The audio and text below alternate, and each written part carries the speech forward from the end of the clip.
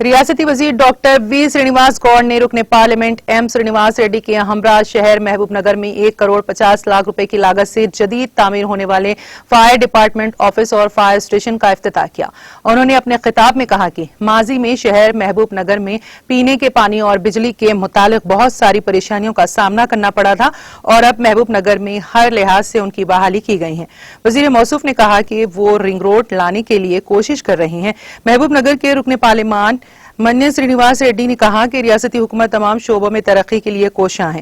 انہوں نے مزید کہا کہ شہر میں کئی ایک ترقیاتی منصوبوں پر کام چل رہا ہے۔